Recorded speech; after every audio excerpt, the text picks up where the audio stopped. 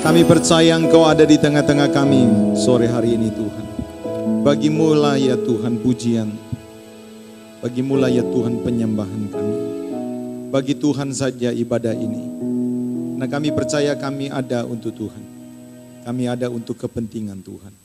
Buat kami berjalan seperti apa yang Tuhan mau. Tuntunlah kami Tuhan, mengisi hidup kami. Bukan dengan agenda-agenda kami, tetapi dengan agendanya Tuhan. Sehingga kami boleh menjadi pribadi yang menyukakan Tuhan. Urapi kami semua yang hadir. Urapi hamba-Mu, sucikan, layakan menjadi berkat. Kami sambut firman Tuhan dalam nama Yesus. Yang siap dilawat Tuhan, mari bersama-sama kita katakan. Amin. Silakan duduk Bapak Ibu.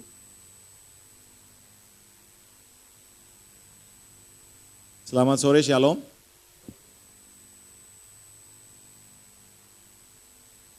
Di bulan Oktober ini, Bapak Ibu, Saudara-saudara, kita semua GBI baik di Indonesia maupun di seluruh, baik yang di luar negeri, masuk di dalam bulan misi. Itu sebabnya khotbah-khotbah yang disampaikan, kita diingatkan untuk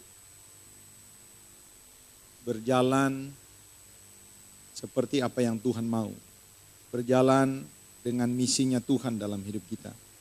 Nah, pada minggu yang kedua ini, secara khusus tema khotbah hari ini akan saya beri judul fokus pada tuaian. Baik, kita buka Alkitab kita di dalam Kolose pasal yang pertama. Kolose pasal yang pertama ayat 24 sampai dengan ayat yang ke-29. Sekarang aku bersuka cita bahwa aku boleh menderita karena kamu dan menggenapkan dalam dagingku apa yang kurang pada penderitaan Kristus untuk tubuhnya yaitu jemaat.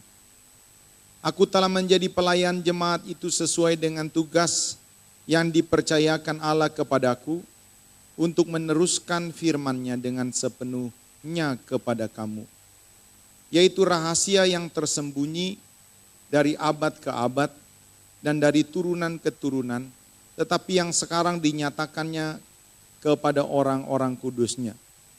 Kepada mereka Allah mau memberitahukan betapa kaya dan mulianya rahasia itu di antara bangsa-bangsa lain, yaitu Kristus ada di tengah-tengah kamu, Kristus yang adalah pengharapan akan kemuliaan. Dialah yang kami beritakan, apabila tiap-tiap orang kami nasihati, dan tiap-tiap orang kami ajari dalam segala hikmat untuk memimpin tiap-tiap orang kepada kesempurnaan dalam Kristus. Itulah yang kuusahakan dan kupergumulkan dengan segala tenaga sesuai dengan kuasa-Nya yang bekerja dengan kuat di dalam aku. Saudara-saudara, kalau saudara memperhatikan ayat-ayat ini, maka kita akan mendapati satu sikap pelayanan yang ditunjukkan oleh Rasul Paulus, satu mental pelayanan yang ditunjukkan oleh Rasul Paulus, komitmennya Rasul Paulus tentang pelayanan. Dia berkata di dalam ayat yang ke-28 dan 29 dikatakan begini. Dialah yang kami beritakan apabila tiap-tiap orang kami nasihati dan tiap-tiap orang kami ajari dalam segala hikmat untuk memimpin tiap-tiap orang kepada kesempurnaan dalam Kristus. 29. Itulah yang kuusahakan dan kupergumulkan dengan segala tenaga sesuai dengan kuasa-Nya yang bekerja dengan kuat di dalam aku. Saudara-saudara, Rasul Paulus mengatakan kalau aku melayani, aku bekerja melayani dengan betul-betul, dengan sungguh-sungguh. Hari ini kita mau belajar, saudara-saudara, dari Rasul Paulus. Kesungguhan komitmen Rasul Paulus di dalam pelayanan itu bukan main-main, saudara-saudara. Bukan cuma ucapan doang, yang manis di bibir. Kadang-kadang kita nyanyi lagu-lagu rohani gampang ya saudara-saudara. Seorang hamba Tuhan bikin lagu, dikatakan gini, dibanding Tuhan semuanya tidak berarti. Ya, kerja buat Tuhan selalu manise. Cuma pertanyaannya betul enggak? Lagu itu kira-kira begini ya. Yang ku ingini engkau saja. Coba. Yang ku ingini engkau saja. Semuanya tidak berarti. Kalau di dalam kenyataannya saudara-saudara, apakah betul-betul kita seperti yang kita nyanyikan? Lagu-lagu rohani banyak yang bagus-bagus, saudara-saudara. Banyak yang luar biasa kata-katanya. Tapi apakah kita betul-betul melakukan apa yang kita nyanyikan? Kita betul-betul melakukan apa yang kita katakan. Rasul Paulus, saudara-saudara, membuktikan kesungguhannya. Makanya di dalam ayat yang ke-29 dikatakan, itulah yang kuusahakan. Itulah yang kuusahakan dan kupergumulkan dengan apa? Segala tenaga. Jadi pelayanan Rasul Paulus itu betul-betul dia lakukan, diusahakan. Mau enggak mau, diusahakan. Baik atau tidak baik, diusahakan. Bukan cuma diusahakan, dipergumulkan. Apa artinya dipergumulkan, saudara-saudara? Dipikirin, direncanakan, diingat-ingat, di-planning, saudara-saudara. Itu namanya, saudara-saudara, Rasul Paulus kerja pelayanan sungguh-sungguh. Nah, hari ini kita mau belajar nih, kenapa Rasul Paulus melakukan pelayanannya, bekerja dengan begitu sungguh-sungguh. Sebelum saya teruskan, saudara-saudara, coba lihat. Rasul Paulus ini bukan cuma ngomong doang ya. Bukan cuma ngomong doang. Coba coba kita lihat di dalam 2 Korintus pasal yang ke-11. Ayat yang ke-23.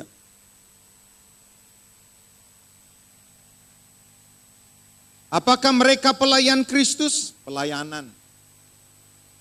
Apakah mereka pelayan? Yuk pelayan aktivis ya. Yuk pelayanan di mana?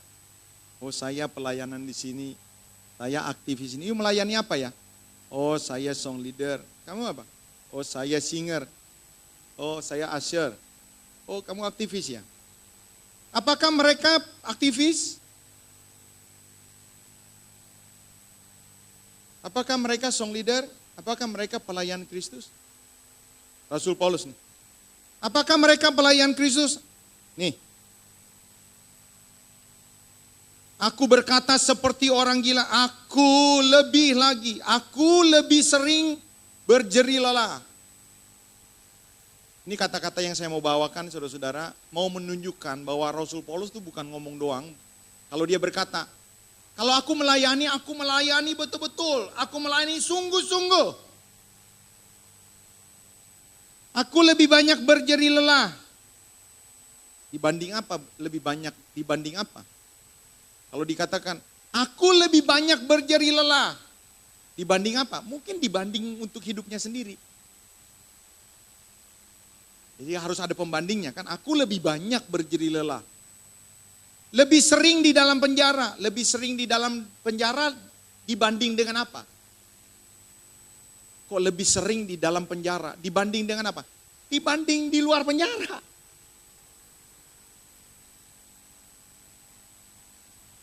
Didera di luar batas. Ini kalau ada kecopet nih digebugin. Sampai udah minta ampun, masih digebugin lagi. Itu didera di luar batas. Itu artinya. Didera di luar batas. Kerap kali dalam bahaya maut. Apa artinya kerap kali? Coba bahasa Indonesia yang bagus. Sering. Kerap kali, sering. Yang hadir di sini berapa kali di penjara? Karena kebaktian. Didera di luar batas berapa kali di sini? Saudara yang hadir di sini, Rasul Paulus. Kerap kali dalam bahaya maut itu artinya sering hampir mati. Rasul Paulus ini sering hampir mati. Bukan karena tipes, bukan karena demam berdarah. Tapi karena digebugin. karena pelayanan. Karena alam, ya alam. Ketika dia pelayanan, karena alam dia hampir mati. Kalau hamba-hamba Tuhan sekarang enak, lebih sering diajak makan habis pelayanan. Gitu. Makanya gemuk-gemuk. Rasul Paulus lebih sering dalam bahaya maut. Diurain ya, diurain. Ini penguraiannya. Jadi tadi kesimpulan, resume. Nah, sekarang detail. Diulangi maksudnya. 5 kali aku disesa orang Yahudi. Setiap kali 40 kurang 1 pukulan. 3 kali aku didera. Itu bahasanya tuh. Jadi ada yang disesa, ada yang didera. 1 kali aku dilempari dengan batu. Batunya kecil-kecil. Sekancing-sekancing. Sekuaci-sekuaci. Enggak, saudara-saudara. Orang benci, kalau orang benci, orang mau ambil batu sebesar-besarnya. Makanya saudara-saudara, saya beberapa kali pernah khotbah di sini. Menurut tradisi Yahudi, seorang rabi bernama Yosefus, hidup abad kedua, saudara-saudara, bilang pelayanan Rasul Paulus yang dia dilempar dengan batu, itu Rasul Paulus mati. Itu menurut tradisi. Kenapa hidup? Ya waktu mayatnya mau dikuburkan, Tuhan bangkitkan dia. Ternyata dia semaput atau pingsan. Dan akhirnya dia hidup kembali.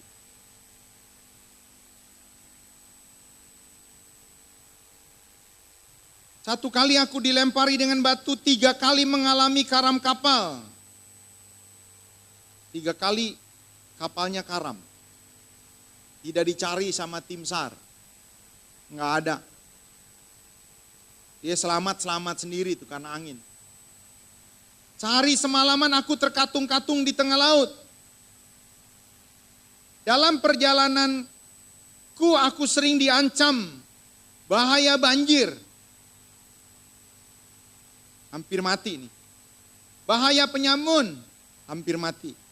Bahaya dari pihak orang-orang Yahudi, hampir mati. Karena kerap kali dalam bahaya maut. Dari pihak orang-orang bukan Yahudi, bahaya di kota, bahaya di padang gurun, bahaya di tengah laut, bahaya dari pihak saudara-saudara palsu. Dalam rangka apa? Dalam rangka menunjukkan kesungguhannya. Saudara. Kalau kita, wah gue pelayanan, nggak disalamin, jangan pelayanan sini lagi dah. Kagak disalamin aja nggak pelayanan, saudara-saudara. Udah nyumbang, lihat nama gue nggak ditulis, udah nyumbang nih. Kelupaan ditulis, telat, bukan nggak ditulis. Emang gereja di sini doang. Coba, orang bisa pindah gereja hanya gara-gara namanya lupa ditulis.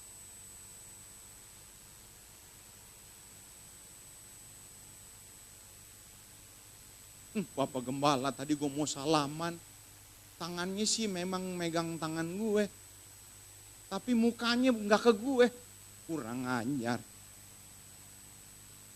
Gara-gara nggak di, coba lihat, ini bukan belum penjara loh.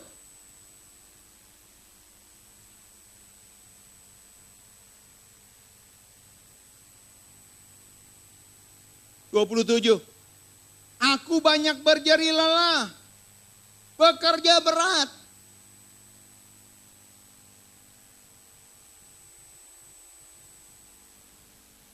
Beberapa orang ngomong, latihannya jangan lama-lama ya, latihannya jangan lama-lama ya. Awas lu, latihannya jangan lama-lama ya. Latihan doang, saudara-saudara, nego. Latihan jangan lama-lama ya. Entah gua kemalem mah. Latihan tuh. Latihan aja nego. Aku banyak berjeri lelah, bekerja berat, kerap kali aku tidak tidur. Ini bukan main gaple nih. Gara-gara pelayanan. Aku lapar. Bukan karena telat pelayanan. Kadang-kadang hamba Tuhan juga lapar. Itu bukan karena tidak punya duit. Karena telat pulangnya. Jadi dia lapar. Kalau Rasul Paulus betul-betul tidak memiliki apa-apa sehingga dia lapar dan dahaga. Kerap kali aku berpuasa, kedinginan dan tanpa pakaian. Dan dengan tidak menyebut banyak hal lain lagi. Jadi banyak sebenarnya nih. Cuman disingkat aja. Urusanku sehari-hari, yaitu untuk memelihara semua jemaat-jemaat. Jadi Rasul Paulus, saudara-saudara, kalau dia melayani Tuhan, dia melayani sungguh-sungguh. Kenapa saudara-saudara dia melayani sungguh-sungguh? Ini yang pertama. Coba kita kembali. Mengapa ia bekerja dengan sungguh-sungguh? Next.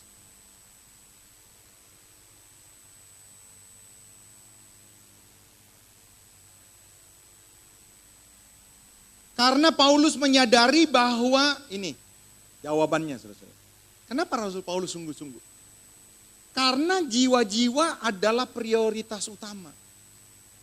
Karena dia sedang melayani jiwa. Buat dia sampai lebih sering di dalam penjara, didera di luar batas. Saudara-saudara, dilempari batu, kerap kali dalam bahaya maut, bahaya di kota, bahaya di padang gurun, bahaya binatang buas, bahaya penyamun, bahaya dari orang Yahudi, bahaya dari pihak bukan orang Yahudi. Ujung-ujungnya kenapa dia rela menanggung? Soal jiwa, Pak. Gara-gara jiwa. Dia rela.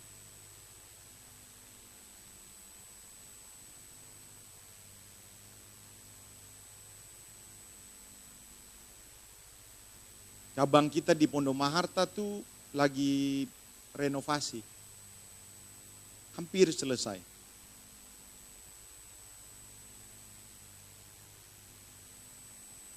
Selama hampir 20 tahun saya melayani di sana. Ya ada tantangan dulu awal-awalnya. Tapi sejauh ini berjalan dengan baik. Kita bergaul dengan lingkungan. Nah sementara ini pembangunan hampir selesai. Lalu ada orang-orang yang memang dari dulu ada. Yang membenci. Lalu mulai menghasut. Lapor ke kecamatan, lapor ke kelurahan. Segelintir orang. Tapi hanya gara-gara segelintir orang saja, energi, hati akhirnya terkuras nih, saudara. Ini belum dipenjara nih saya nih. Belum digebukin. Belum diapa-apain. Baru dilaporin aja. Tapi hati memang udah, aduh, ada apa ya? Aduh.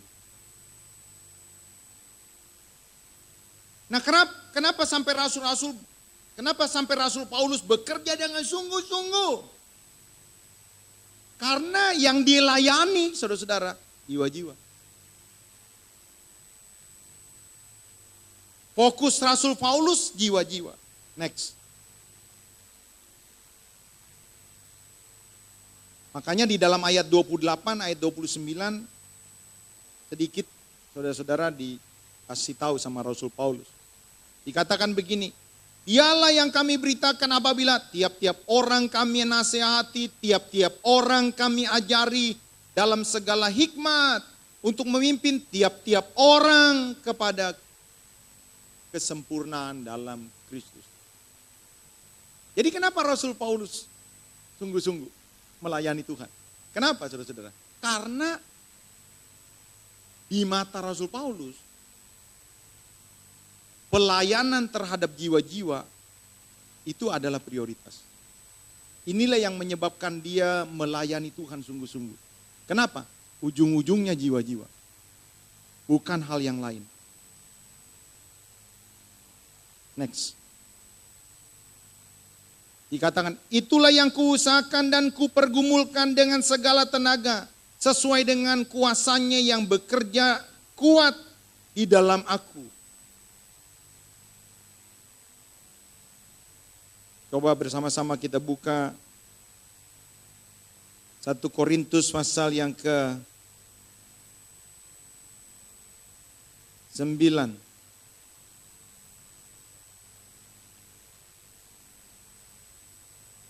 Ayat yang 19.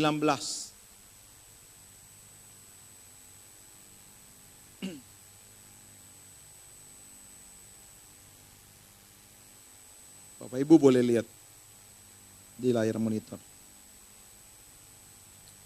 Sungguh pun aku bebas terhadap semua orang, aku menjadikan diriku hamba dari semua orang, supaya aku boleh memenangkan sebanyak mungkin orang.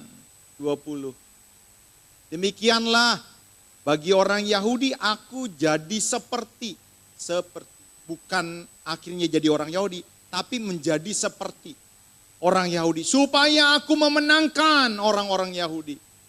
Bagi orang-orang yang hidup di bawah hukum Taurat, aku menjadi seperti, bukan akhirnya hidup sebagai lagi di bawah hukum Taurat, tapi aku menjadi seperti, seolah-olah ngikutin orang yang hidup di bawah hukum Taurat. Sekalipun aku sendiri tidak hidup di bawah hukum Taurat, supaya aku dapat memenangkan mereka yang hidup di bawah hukum Taurat. 21. Bagi orang-orang yang tidak hidup di bawah hukum Taurat, aku menjadi seperti orang yang tidak hidup di bawah hukum Taurat. Sekalipun aku tidak hidup di luar hukum Allah, karena aku hidup di bawah hukum Kristus, supaya aku dapat memenangkan mereka yang tidak hidup di bawah hukum Taurat. 22. Bagi orang-orang yang lemah, aku menjadi seperti orang yang lemah, supaya aku dapat menyelamatkan mereka yang lemah. Bagi semua orang aku telah menjadi segala-galanya. Supaya apa? Supaya sedapatmu mungkin aku memenangkan beberapa orang dari antara mereka. Jadi segala-galanya. Tidak mudah saudara-saudara. Jadi ngalah buat orang itu tidak mudah. Berhadapan dengan orang-orang yang keras, berhadapan dengan orang-orang yang doktrinnya beda, berhadapan dengan orang-orang yang sukunya beda. Rasul Paulus rela untuk mengikuti. Hanya apa? Hanya gara-gara dia melihat betapa berharganya jiwa-jiwa. Makanya fokusnya jiwa-jiwa. Kenapa dia sampai sungguh-sungguh begitu? Ya fokusnya jiwa-jiwa. Gereja ini kalau fokusnya bukan jiwa-jiwa, udah tuh salah tuh gereja. Bapak Ibu, saudara-saudara, kalau fokus kita bukan jiwa-jiwa, berarti kita sedang salah jalan. Coba tanya sebelah kiri, sebelah kanan, lagi salah jalan apa enggak ya? Gedung penting, saudara-saudara. Tapi bukan yang terutama. Sarana penting. AC, itu sound system yang bagus-bagus. Itu penting enggak? Penting. Tapi bukan yang terpenting.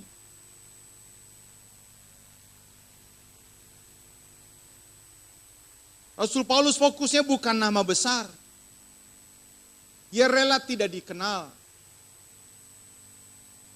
Dia rela saudara-saudara sampai sama seperti orang-orang yang lemah. Bukan keuntungan pribadi. Fokusnya jiwa-jiwa. Kenapa saudara-saudara? Next.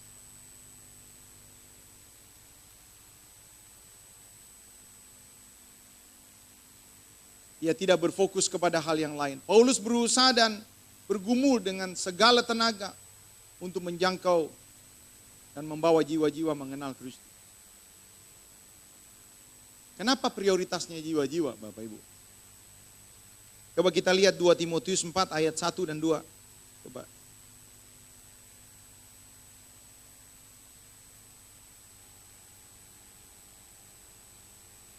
Timotius 4 ayat 1 dan 2.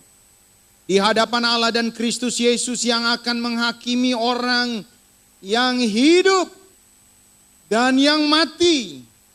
Aku berpesan dengan sungguh-sungguh kepadamu demi pernyataan dan demi kerajaan. Orang-orang percaya, beritakanlah firman Siap sedialah, baik atau tidak baik waktunya. Nyatakanlah apa yang salah, tegurlah, nasihatilah dengan segala kesabaran dan pengajaran. Kenapa? Di hadapan Allah dan Kristus, ayat 1. Ayat 1. Dan Kristus Yesus yang akan menghakimi orang yang hidup dan yang mati. Baik, balik ke PowerPoint. Kenapa di mata Rasul Paulus itu jiwa-jiwa merupakan prioritas, sehingga harus dilakukan dengan sungguh-sungguh, harus dijangkau dengan sungguh-sungguh? Nih jawabannya. Karena upah dosa adalah murka Allah.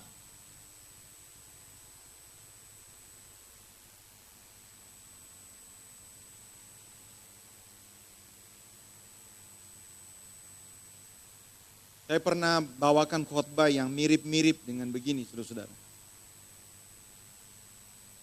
Saudara, orang berdosa itu kalau tidak berjumpa dengan kasih karunia, sekali lagi, siapapun di dunia ini mau baik sebaik apapun, dia tetap keluar dari target Allah. Dia disebut orang berdosa. Sehebat, sebaik apapun moralnya dia, di mata Tuhan, tetap dia orang berdosa. Dosa akan kena murka Allah. Saya kasih tahu 3 hal. Kalau orang berdosa mati sebelum Tuhan Yesus datang yang kedua kali, dia kena murka Allah. Bahkan sebelum neraka, sebelum penghakiman. Ingat apa yang Tuhan Yesus katakan di dalam Lukas pasal yang ke-16. Ada seorang kaya, selalu mengenakan jubah, kehidupannya pesta pora terus. Lalu tiba-tiba sementara dia pesta, ada seorang miskin bernama Lazarus datang, ketok pintunya. Assalamualaikum. Biasanya kan kita dengarnya begitu tuh, kalau orang minta-minta. Kasihan. Dikasih enggak sama orang kaya ini? Tidak dikasih. Mungkin Tuhan kasih kirim Lazarus orang miskin. Itu mungkin kesempatan lah terakhir, yuk. Coba aku mau lihat, enggak juga. Jadi melambangkan nih orang yang betul-betul hatinya degil. Alkitab berkata orang kaya mati, Lazarus mati. Ternyata waktu mereka mati, rohnya, saudara-saudara, itu ditempatkan di 2 tempat berbeda. Orang Lazarus ditaruh tempat, dikatakan, disebut dengan Firdaus, di mana Abraham ada. Lalu saudara-saudara, orang kaya ini ditempatkan rohnya, disebut di satu tempat yang namanya alam maut. Alkitab menceritakan, orang kaya ini teriak-teriak. Teriak-teriaknya kepada siapa? Kepada Bapak Abraham. Dia berkata, oh Bapak Abraham, suruhlah Lazarus untuk mencelupkan ujung jarinya ke dalam air. Supaya apa? Ia menyejukkan lidahku. Karena aku sangat kesakitan oleh nyala api siksaan. Belum neraka, saudara-saudara.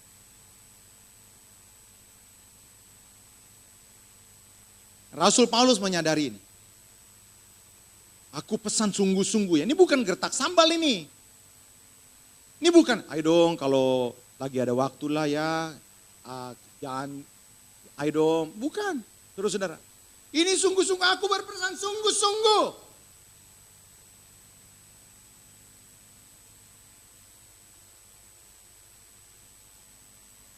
Karena apa? Karena orang-orang berdosa akan berhadapan dengan penghakiman Kristus.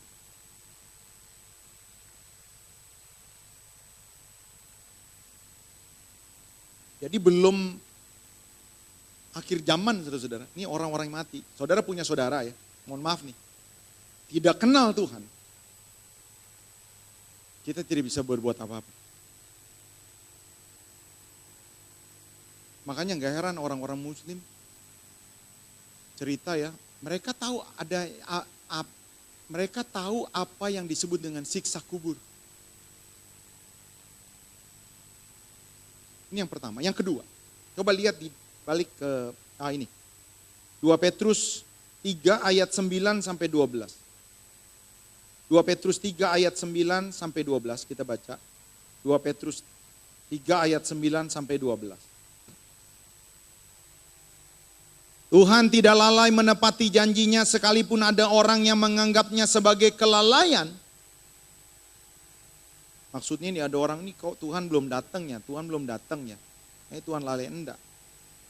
Maksudnya begini, kalau sampai Tuhan Yesus sampai sekarang belum datang, Tuhan tidak lalai menepati janjinya sekalipun ada orang yang menganggapnya sebagai kelalaian. Tetapi ia sabar terhadap kamu karena ia menghendaki supaya jangan ada yang binasa. Ini saudara-saudara, Rasul Paulus ngelihat ini. Jadi dia rela digebugin, dia rela masuk penjara. Dia rela kerap kali dalam bahaya maut, dia rela dahaga, dia rela kelaparan, dia rela kedinginan tanpa pakaian. Karena dia lihat. Makanya dia nasihati, aku menasihati dengan sungguh-sungguh. Beritakanlah firman baik atau tidak baik waktunya. Karena orang akan berhadapan dengan penghakiman Allah. Orang berdosa. Tuhan tidak lalai menepati janjinya sekalipun ada orang yang menganggapnya sebagai kelalaian. Tetapi ia sabar terhadap kamu karena ia menghendapi supaya jangan ada yang binasa. Jangan ada yang kena murka Allah. Melainkan supaya semua orang berbalik dan bertobat. Ayat 10. Tetapi hari Tuhan akan tiba seperti pencuri. Pada hari itu langit akan lenyap dengan gemuruh yang dahsyat. Ini terjadi, saudara saya mau kasih tahu ya. Ini waktu umat Tuhan diangkat. Rapture. Di bumi akan terjadi ini. Tetapi hari Tuhan akan tiba seperti pencuri. Pada hari itu langit akan lenyap dengan gemuruh yang dahsyat. Tidak kelihatan lagi. Kenapa? Karena bencana yang hukuman Allah yang begitu dahsyat. Lihat ya. Dan unsur-unsur dunia akan hangus dalam nyala api. Nah, kita akan masuk di dalam langit dan bumi baru. Bumi dan segala yang ada di atasnya akan hilang lenyap. Nanti setelah kerajaan 1000 tahun. Ini rangkuman, ini ayat 10. 11. Jadi jika segala sesuatu akan hancur secara demikian, betapa suci dan salehnya kamu harus hidup. Yaitu kamu yang menantikan dan mempercepat kedatangan hari Allah. Pada hari itu langit akan binasa dalam api. Itu saudara-saudara yang saya maksudkan. Hari Tuhan. Nah, umat Tuhan diangkat. Tuhan menghukum bumi ini saudara-saudara. Ratusan juta orang. Bahkan miliar orang akan mati. Ngeri. Makanya Rasul Paulus berkata begini. Karena Tuhan akan menghakimi orang yang mati dan yang hidup. Aku berpesan dengan sungguh-sungguh beritakan firman kepada jiwa-jiwa yang terhilang. Fokus kepada jiwa-jiwa. Kalau enggak mereka binasa.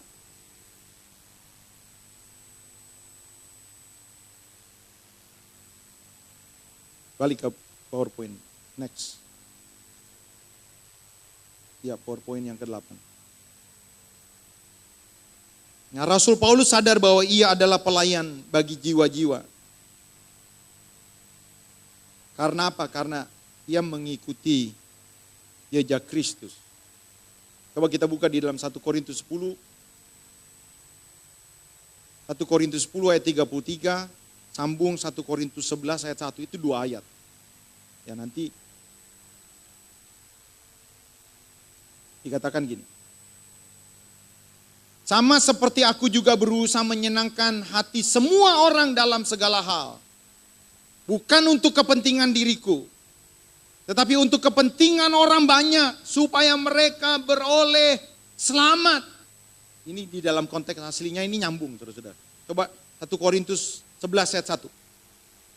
Rasul Paulus akhirnya ngomong begini, jadilah pengikutku, ikutilah aku, gitu maksudnya. Sama seperti aku juga jadi pengikut Kristus. Sama seperti aku mengikut Kristus.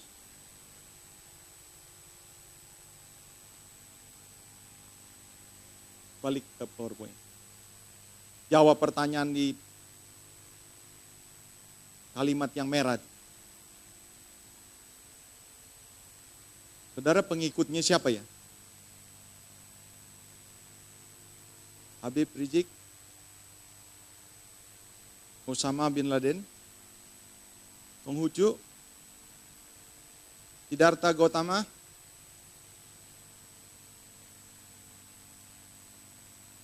atau yang kedua, siapa di sini pengikutnya Yesus?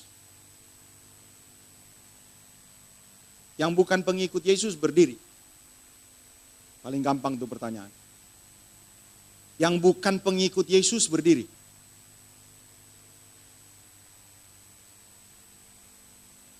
Berarti pengikut Yesus semua nih. Sama. Cuma pertanyaannya saudara-saudara.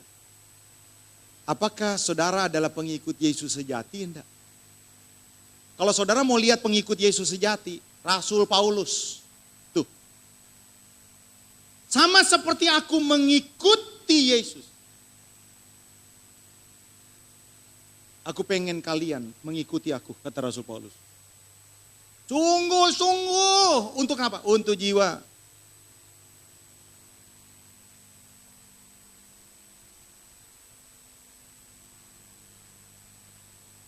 Maksudnya Pak, direncanakan Pak. Orang muda dengar, maksudnya direncanakan. Kalau aku mau fokus sama jiwa tuh sungguh-sungguh tuh direncanakan, bukan gak sengaja. Direncanakan. Fokus siapa nih? Anggota keluarga, temen, keponakan, om, mesti jelas siapa. Tetangga, temen kantor, temen kuliah. Kita fokus. Nggak bisa kita sekedarnya. Itu berbeda dengan tema hari ini. Fokus. Sungguh-sungguh. Kenapa sampai Rasul Paulus sungguh-sungguh? Karena dia tahu nih betapa berharganya jiwa-jiwa. Kalau orang ini tidak diselamatkan, tidak mengenal Kristus, binasa. Yang ketiga, saudara-saudara, penghakiman kekal. Setelah kerajaan 1000 tahun, saudara-saudara, semua orang, nih lihat nih, yang namanya tidak dicatat di dalam kitab kehidupan, akan berhadapan dengan Kristus. Semua orang. Ini miliaran orang, saya mau kasih tahu. Lalu apa yang terjadi? Dibuka semua kitab. Tidak jelas di dalam kitab Wahyu, Alkitab, kitab apa. Ada beberapa penafsir mengatakan begini, semua kitab suci.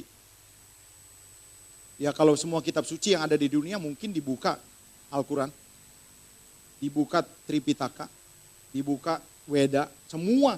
Atau buku-buku suci, dibuka semuanya. Dan mereka diadili berdasarkan kitab-kitab mereka. Timbang, you percaya ya, you masuk surga karena ditimbang. Timbang. Ditimbang.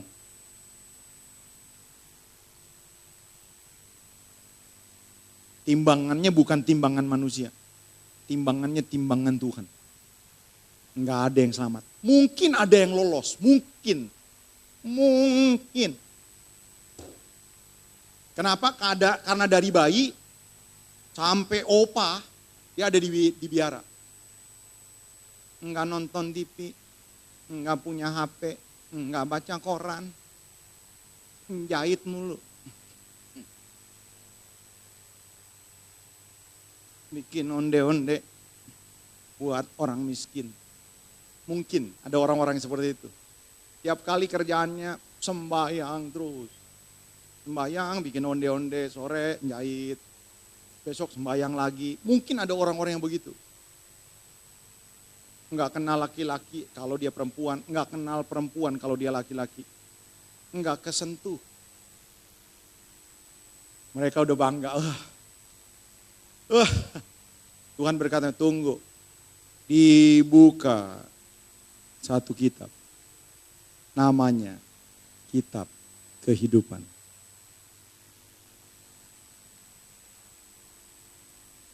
Lalu dicek. Tidak ada namanya. Karena hanya orang-orang yang percaya kepada Kristus, nama itu ada. Makanya Rasul Paulus, makanya Tuhan Yesus berkata kepada murid-muridnya, waktu murid-muridnya ngusir setan, lompat 10 kali. Wait, karena ngusir setan soalnya. Beberapa ngelompat 12 kali, kenapa? Karena nyembuhin orang. Beberapa tos berkali-kali, kenapa? Karena, lakukan mujizat. Seneng semuanya. Lalu Tuhan berkata begini, jangan bersuka cita karena setan-setan tunduk. Bersuka citalah. Karena apa? Namamu dicatat di buku kehidupan. Kalau tidak ada saudara-saudara, mereka itulah kebinasan kekal. Makanya Rasul Paulus berkata, aku berpesan sungguh-sungguh. Beritakan firman, baik atau tidak baik waktunya. Sama seperti aku. Kenapa? Jiwa begitu berharga. Kalau enggak, mereka binasa. Pengikut siapa? Balik lagi. Saya tanya saudara-saudara, mari jawab. Saudara ini pengikut siapa? Kalau saudara mengatakan bahwa saudara ini pengikut Yesus, ya berarti saudara murid Yesus. Kalau saudara mau tahu kayak apa murid Yesus, baca renungan hari pertama di buletin saudara. Nanti di rumah. Saudara-saudara, seharusnya kita mengikuti jejak guru sama. Makanya Rasul Paulus, saudara-saudara, dia itu disebut juga murid, rasul. Karena apa? Karena dia menjadi pengikut Yesus. Yang kedua, saudara-saudara, kenapa Rasul Paulus ini di dalam melayani sungguh-sungguh, nggak main-main. Ini yang kedua. Karena penderitaan dan tantangan bagi jiwa-jiwa adalah harga yang harus dibayar. Jadi kalau saudara mau menyelamatkan jiwa, ini ternyata ini ada harga yang harus dibayar. Nggak bisa kita berkata begini, Tuhan selamatkan Indonesia, selamatkan Indonesia. Lalu kita diam saja. Kita berpikir dengan selamatkan Indonesia. Kita tidak lakukan apa-apa. Omong kosong, saudara-saudara. Orang lapar itu perlu makan. Kau tidak bisa datang kepada orang lapar, bertobatlah, sebab kerajaan Allah sudah dekat. Lapar ya. Buka mulutmu. Oh Tuhan, beri roh kenyang kepada dia Tuhan. Tidak bisa, saudara. Kau bawa dia ke Kentucky. Kalau kau tidak punya duit, kau beli paket hemat. Lalu bangun hubungan dengan dia. Kalau ada seorang remaja putri umur 16 tahun, sementara sudah hamil 3 bulan, dia sudah bingung mau gugurin, kenapa dia malu saudara-saudara. Orang tuanya tidak tahu. Tapi dia cerita sama saudara. Saudara saranin apa?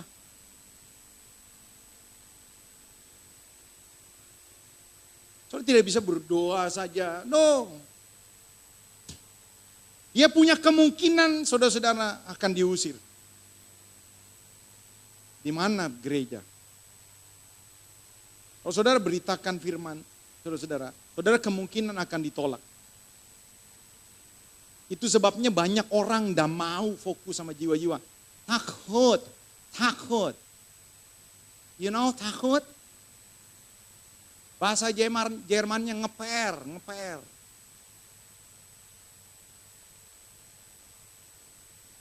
Kadang-kadang itu timbul di dalam hati saya juga.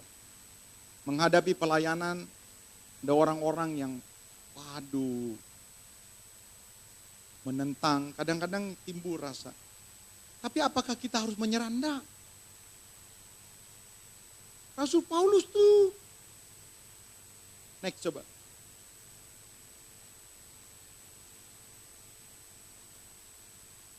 Terus.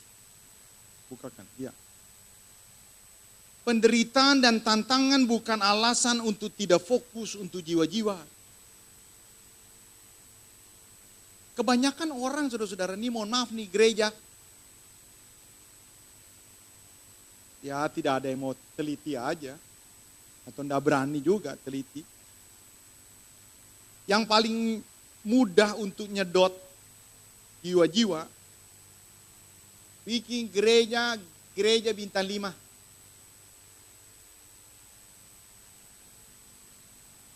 Lahan parkirnya banyak, aman, nyaman, satpamnya banyak, kursinya banyak, musiknya lengkap, ruangannya bagus, ruang untuk anak-anak banyak, ruang untuk menyusu ada, WC-nya bagus, pulang dapat sembako, undang artis,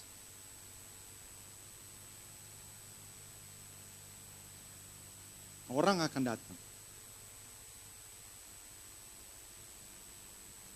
Ini tantangan. Makanya orang nyari gereja-gereja yang mudah. One stop living. Datang, nikmati, dapat firman, lunch sekalian, jalan-jalan dapat sekalian. Coba kalau gereja, lu gereja di mana? Gang Langgar, masuk 100 meter, lompat pagar 3 kali, nyebrang kali 2 kali, samping sawah. Kagak laku.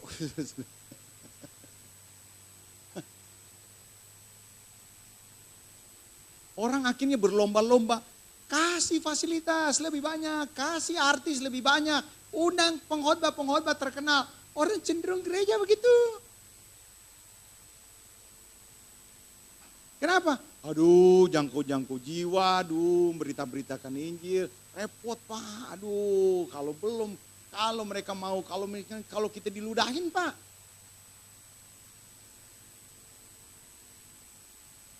Makanya ketakutan saudara-saudara akan penderitaan dan tantangan menyebabkan orang akhirnya menjauhi fokus terhadap jiwa-jiwa. Apakah ini yang disebut gereja? Bapak Ibu, saudara-saudara nih, kita kan sama-sama dengar nih. Apakah itu yang disebut dengan pengikut Kristus? Nggak mau ngambil tantangan. Ini. Lalu saudara berpikir bahwa saudara tidak akan ditanya berjumpa dengan Tuhan. Lalu Tuhan lupa. Waktu berjumpa dengan Tuhan, Tuhan lupa. Nggak bakal lupa. Pasti salah satu yang menjadi ukuran di dalam kekekalan. Maaf nih saudara-saudara, soal jiwa. Pasti.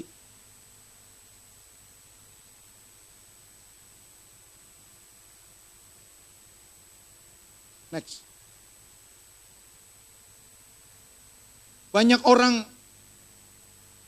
mundur dalam pelayanan dan tidak fokus lagi untuk jiwa-jiwa karena tidak siap menghadapi penderitaan dan tantangan. Coba buka di dalam,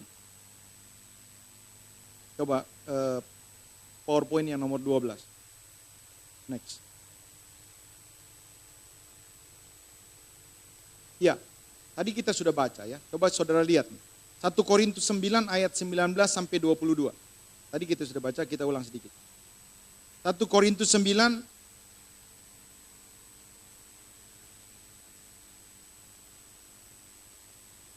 ayat 19.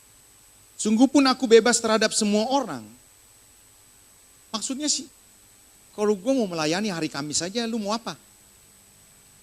Kalau gue mau melayani pakai mobil Lamborghini, lu mau apa? Kalau gue mau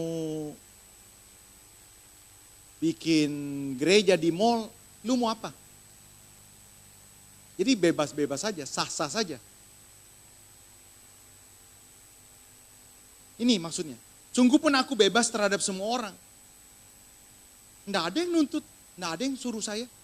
Tidak ada yang paksa-paksa, saya tidak digaji oleh seseorang. Sehingga orang itu harus mengatakan, kamu harus begini, kamu enggak. Saya bebas dari semua orang. Tapi ini yang luar biasa. Aku menjadikan diriku hamba dari semua orang. Coba. Seakan-akan saudara-saudara, Rasul Paulus harus. Ini maksudnya. Ujung-ujungnya apa? Supaya aku boleh memenangkan sebanyak mungkin orang. Demikianlah bagi orang Yahudi, aku menjadi seperti orang Yahudi. Tidak mudah. Bisa dicurigai. Yuk apa-apa nih ikut upacara-upacara lagi. Pura-pura kau. Bisa disalahin sama orang Yahudi. Bisa disesah kalau misalnya ketahuan. Tapi enggak. Dia rela menerima konsekuensi ini. Ujung-ujungnya untuk apa? Supaya aku memenangkan orang Yahudi. Bagi orang-orang yang hidup di bawah hukum Taurat, aku menjadi seperti orang yang hidup di bawah hukum Taurat. Melakukan demi orang. Lagi mau makan nih. Diundang pesta. Mau ngambil RW. Sampingnya paniki. Tiba-tiba saudara-saudara, ada orang, kok kau Kristen makan RW kok? Rasul Paulus rela ambil RW gara-gara ini keberatan orang ini. Walaupun saudara-saudara dia mau makan RW ke, mau makan paniki ke, itu tidak mendatangkan sorga atau neraka. Tapi Rasul Paulus, oke. Coba lihat. Demi apa? Demi memenangkan orang. Terus, 21. Bagi orang-orang yang tidak hidup di bawah hukum Taurat, aku menjadi seperti orang-orang yang tidak di bawah hukum Taurat. Sekalipun aku tidak hidup di luarnya, hukum Tuhan, hukum Allah, karena aku hidup di bawah hukum Kristus. Supaya aku dapat memenangkan mereka yang hidup di bawah hukum Taurat. Bagi orang lemah, aku menjadi seperti orang yang lemah. Supaya aku dapat membagikan mereka yang lemah, menyelamatkan mereka yang lemah. Bagi orang yang, semua orang aku telah menjadi segala-galanya. Ayat 23 ya, ini ayat terakhir untuk bagian yang terakhir nih. Segala sesuatu ini aku lakukan karena Injil supaya aku mendapat bagian di dalamnya. Ini kenapa dia mau sungguh-sungguh sebenarnya ayat 23. Dapat bagian apa saudara-saudara? Coba balik ke PowerPoint. PowerPoint 13.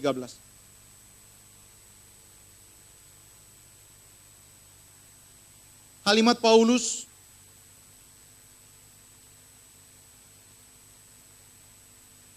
ingin mengatakan bahwa dibutuhkan kesadaran dan komitmen untuk siap berkorban jika ingin memenangkan jiwa-jiwa yang terhilang. Artinya ya, jika ingin menjadi murid Yesus, orang percaya harus siap mengalami penolakan dan penderitaan. Rasul Paulus berkata, yang ku kehendaki ialah mengenal kuasa kebangkitan dan apa? Bersekutu dalam penderitaannya. Soal apa? Soal jiwa-jiwa. Jadi urutannya nih saudara-saudara sebelum saya tutup bagian yang terakhir. Saudara dan saya diminta untuk meneladani Paulus kalau melayani. Kalau melayani, jadi pelayan Tuhan. Saudara-saudara, kalau mau melayani, sungguh-sungguh. Saya tidak berbicara hanya buat pelayan-pelayan misalnya singer, bukan. Yang saya maksud bukan itu. Jadi anak Tuhan harus sungguh-sungguh melayani Tuhan.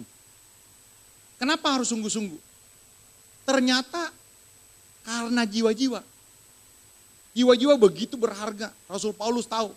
Kalau tidak diselamatkan, tidak dilayani, binasa, saudara-saudara. Nah, untuk memenangkan mereka, tidak bisa kita diam, Pak. Bapak Ibu dengar nih. Tidak bisa saudara diam, ya cuma angkat tangan dari jauh, tidak lakukan apa-apa. Tidak kasih waktu, tidak memberikan semua energi saudara, kekuatan saudara, kita diam saja. Lalu orang-orang tiba-tiba jiwa-jiwa datang, tidak bisa. Makanya saudara-saudara, mari siaplah. Kadang-kadang kita mengalami penolakan. Ya, kita seperti Yesus berarti. Kita murid. Yang terakhir, saudara-saudara. Yang ketiga. Sebelum yang ketiga, poin yang ke-15.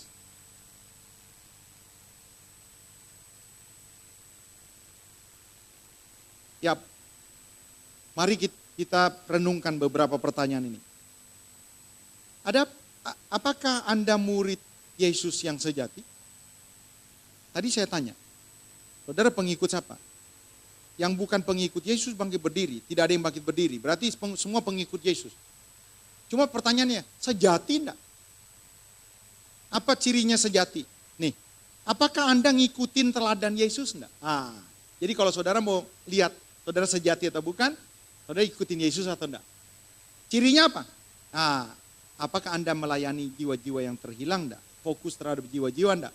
Kalau fokus terhadap jiwa-jiwa yang terhilang, berarti Anda mengikuti Yesus. Berarti Anda murid Yesus yang sejati.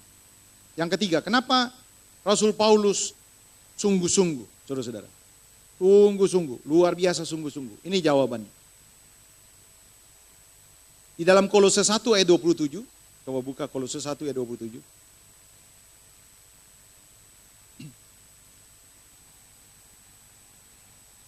Kepada mereka Allah mau memberitahukan betapa kaya dan mulianya rahasia itu di antara bangsa-bangsa lain. Ini rahasia ini tersembunyi berabad-abad dari turunan ke turunan. Kenapa saudara-saudara ini merupakan pengharapan? Karena orang sedang cari Allah. Bapak Ibu saudara, di dunia ini orang sedang rindu jumpa dengan Allah. Seperti apa Allah? Semuanya cuma ajaran agama. Allah tuh seperti ini, Allah tapi mereka sebenarnya tidak pernah berjumpa dengan Allah. Nah, rahasia yang sesungguhnya, Allah itu sebenarnya telah ada di tengah-tengah mereka, di dalam Kristus. Kristus itu adalah rahasia tentang Allah. Dari abad ke abad, dari turunan ke turunan. Lihat, kepada mereka Allah mau memberitahukan betapa kaya dan mulianya rahasia itu di antara bangsa-bangsa lain, yaitu Kristus yang adalah Allah. Ada di tengah-tengah kamu. Lihat, Kristus yang adalah pengharapan akan kemuliaan. Jadi kenapa Rasul Paulus ini sungguh-sungguh, saudara-saudara? Balik. PowerPoint ke-16. 16. Jadi Rasul Paulus itu tidak melihat ke belakang, tapi memandang kepada Kristus yang adalah pengharapan akan kemuliaan. Ini yang menyebabkan Rasul Paulus, lihat di penjara, coba kalau misalnya begini, lu ngapain melayani lu? Ini ada orang-orang ibu-ibu nih yang dihajar sama suaminya. Lu ke gereja lu, yang gereja kasih makan lo. Ada wanita-wanita, anak-anak remaja yang dipukulin, yang digundulin. Pak, saya mau kasih tahu. Hanya gara-gara ikut Tuhan. Dan mereka rela terus melayani. Kenapa? Mungkin mereka menyadari seperti Rasul Paulus nih. Ada beberapa mereka yang rela berkorban.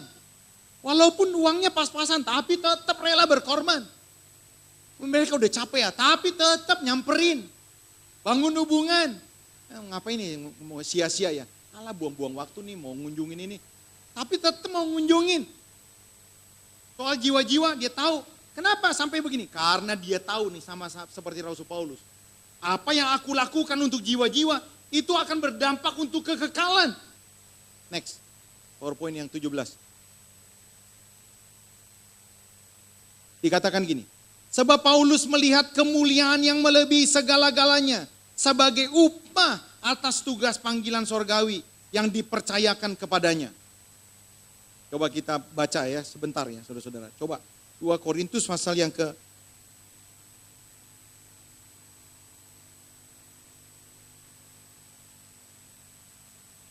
keempat. 2 Korintus pasal yang keempat ayat 1. Oleh kemurahan Allah kami telah menerima pelayanan ini. Pelayanan apa ya? Saudara lihat ya pelayanan apa nih? Karena itu kami tidak tawar hati, ayat 5. Langsung lompat. Sebab bukan diri kami yang kami beritakan. Pelayanannya nih begini, tentang pemberitaan. Tetapi Yesus Kristus sebagai Tuhan dan diri kami sebagai hamba-Mu karena kehendak Yesus. Ayat 8. Lihat nih.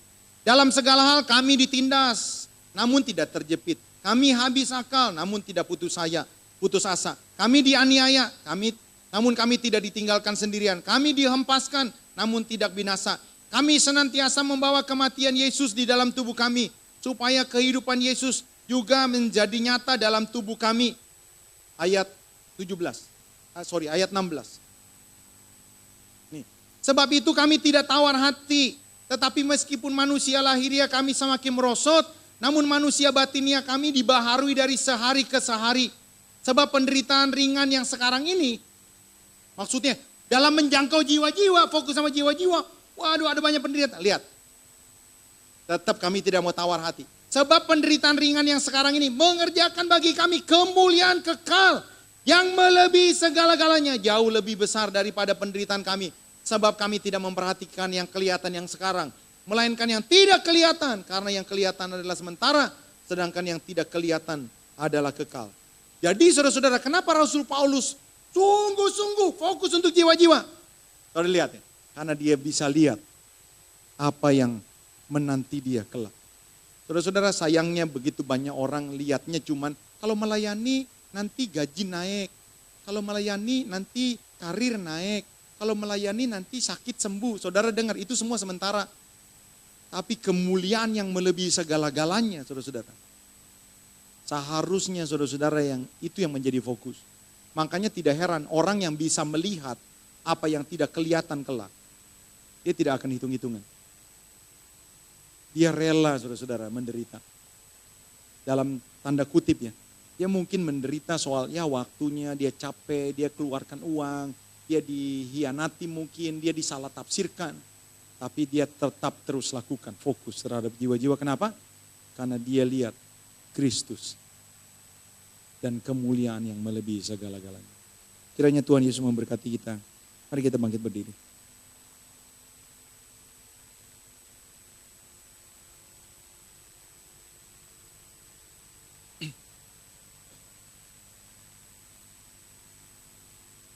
Lagu yang terakhir.